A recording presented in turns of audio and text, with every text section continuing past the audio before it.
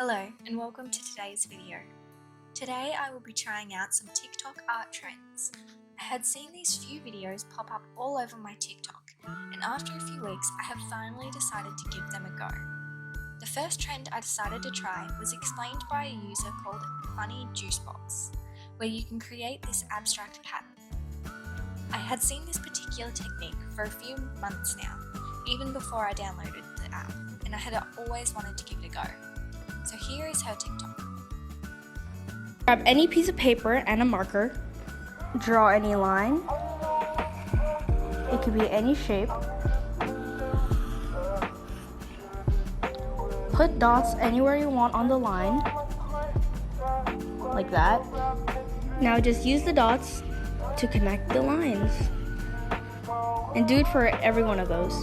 You can put as many lines as you want in it doesn't really matter.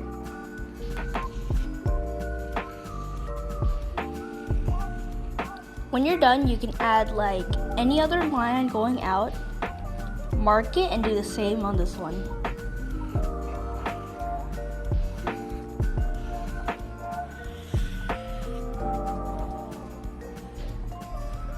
With these little white bits, you could just fill it in from other,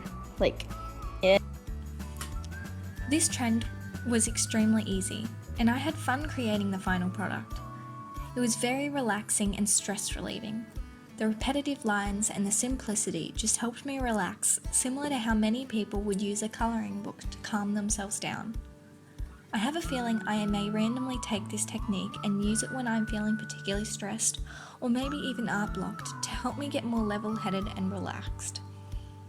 I tried this technique on my iPad with Procreate, but obviously you can do this exactly the same with a piece of paper or canvas. The technique is extremely simple. All you have to do is choose your colour, of which I decided to use black, and draw a line across your page from one corner to the other. You could definitely do this from edge to edge as well. I feel like you could get some really interesting results by drawing the original line in various different positions across the canvas. I personally think I made my brush slightly too thick for my preference. If I do this again, I think I will make my brush a lot smaller. I might even choose a more textured brush to add a little bit more interest in the image. Next, the video says that you should draw some dots along the lines, and I personally don't know if I liked this particular element or not. I tried it as well as sometimes just drawing without the dots, and I don't think it makes much of a difference to me. I don't know if it is because I had my brush too large, but I felt like I was constantly trying to cover up the dot rather than making the lines go where I wanted them. However, once you've placed the dots, you will begin connecting the dots with various lines bursting out from the centre. Once you've finished doing this to the original line, you can begin drawing more lines coming out from the centre towards the edge of your canvas or your page.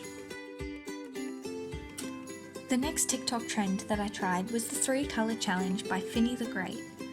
I searched a colour palette generator and I just chose the first 3 colours that came up when I clicked generate.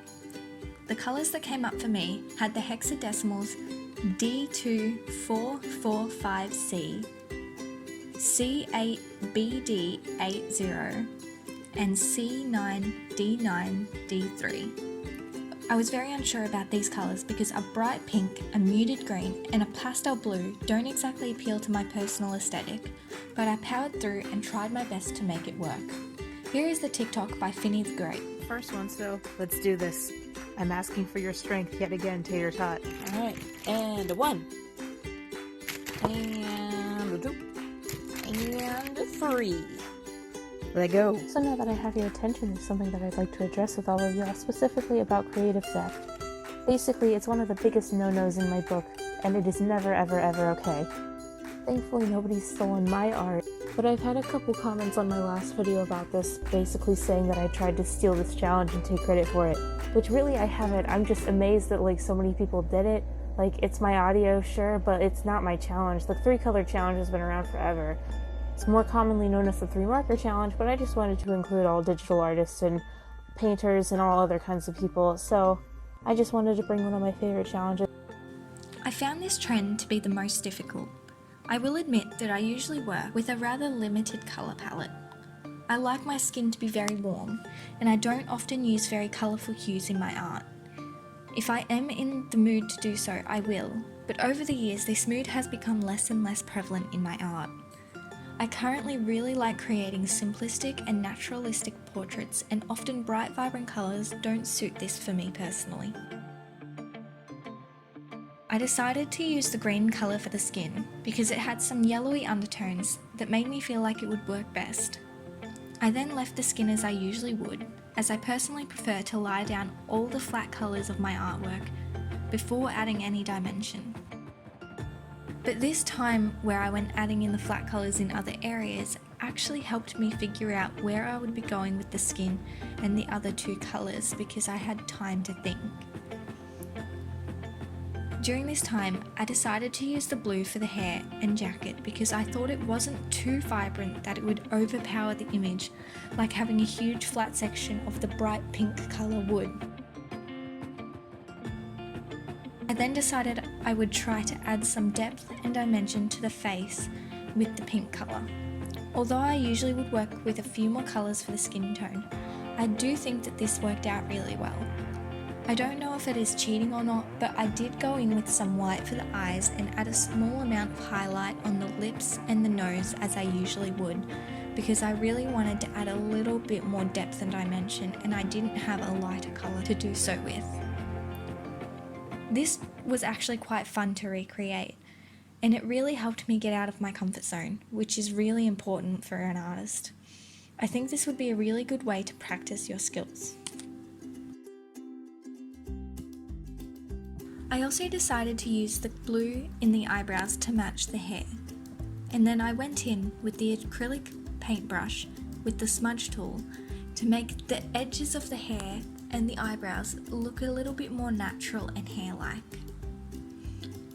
As well as using the pink on the skin, I also used the pinks for the lips and the eyes.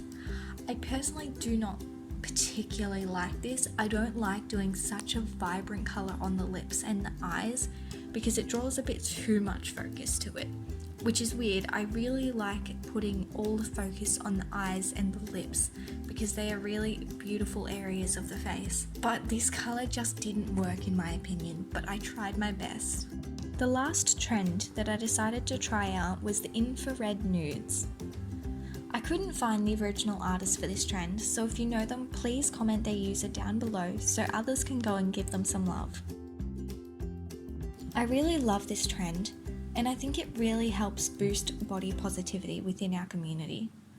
I've seen many artists using their own nudes for this, and am seeing such positive mental outcomes as it makes them see their bodies in a new and beautiful way. This whole trend and the outcome is really inspiring and beautiful to me. I personally did not use a picture of myself. Instead, I used a photograph I found off of Pinterest, and I used Photoshop to transform the colours. I did this by going to the Layer tab, New Adjustments, Gradient Maps, and then I changed the gradient to a colourful one that had the 4 colours I was looking for, which included red, yellow, green, and blue.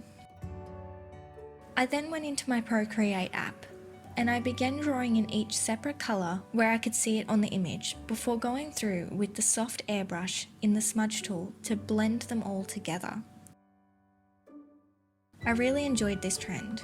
When I was in high school and early university, I would often draw images like this, though not in infrared, and it felt like I was almost going back to my roots, but also showing myself how much my art and my style has developed and improved over this time.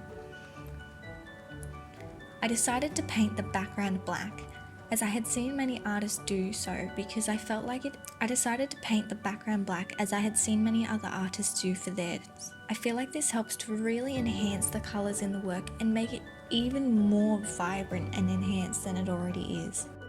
I truly do recommend you try this trend out yourself, whether that be with your own photos or ones you've found, or of any other object. It does not have to be a nude, as it truly takes you out of your comfort zone and forces you to learn new skills that you wouldn't otherwise know. By drawing in infrared, I feel like you will have the ability to learn the way light and shadows work on a body or on an object, easier than simply looking at an image and trying to replicate it. I hope you enjoyed today's video. Please don't forget to give it a thumbs up and subscribe to my channel for more content like this.